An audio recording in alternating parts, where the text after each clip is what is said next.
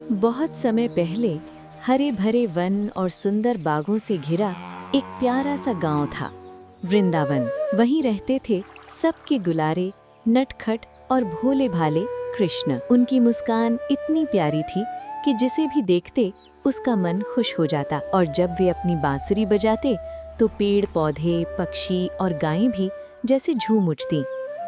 हर सुबह वृंदावन में खुशियों की लहर दौड़ जाती।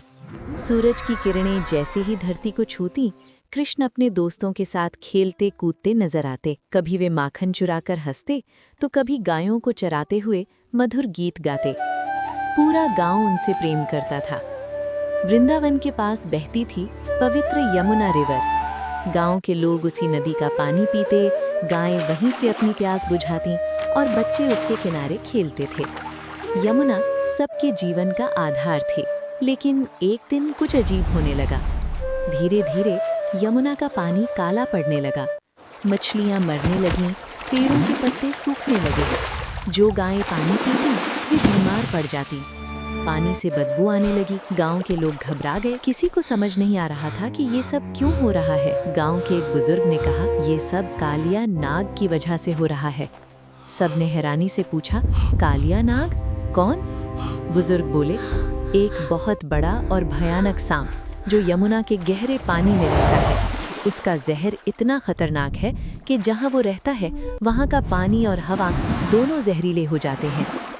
जब कृष्ण ने ये सुना तो उनका मन दुखी हो गया। उन्होंने देखा कि उनकी प्यारी गायें बीमार हैं और गांव वाले परेशान हैं। उन्होंने निश्चय किया कि वे इस समस्या का समाधान करेंगे। एक दिन कृष्ण अपने दोस्तों के साथ यमुना के किनारे पहुंचे।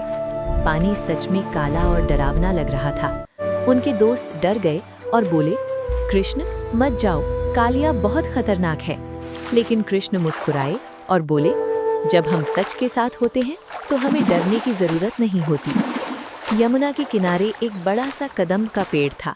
कृष्ण उस पर चढ़ गए। नीचे खड़े लोग चिंतित होकर उन्हें देख रहे थे। तभी कृष्ण ने जोर से यमुना में छलांग लगा दी।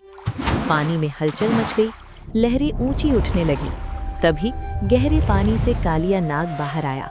उसके कई बड़े बड़े फन थे, उसकी आंखें लाल थीं और उसकी सांस से जहरीला धुआं निकल रहा था।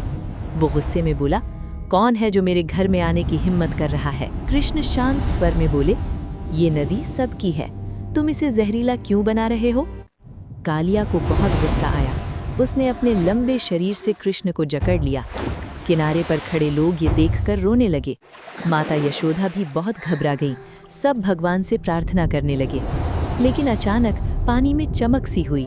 कृष्ण ने स्वयं को कालिया की पकड़ से छुड़ा लिया और उसके एक फन पर चढ़ गए।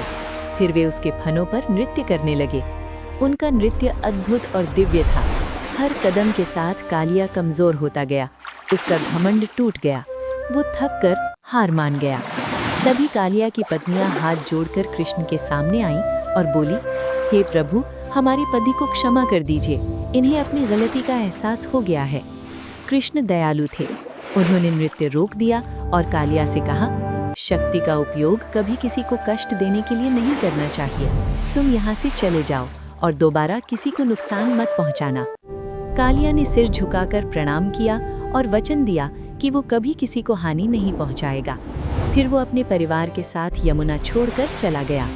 जैसे ही कालिया गया, यमुना का पानी साफ होने लगा। बदबू खत्म हो गई, मछलियाँ फिर से तैरने लगीं, पेड़ हरे भरे हो गए, गायें स्वस्थ हो गईं। वृंदावन में फिर से खुशियाँ लौट आईं। गांव वाले खुशी से झूम उठे और कृष्ण की जय जयकार करने लगे। माता यशोदा ने कृष्ण को गले से लगा लिया। कृष्ण फिर से अपनी बांसुरी बजाने लगे और यमुना की लहरें मधुर गीत के साथ बहने लगी।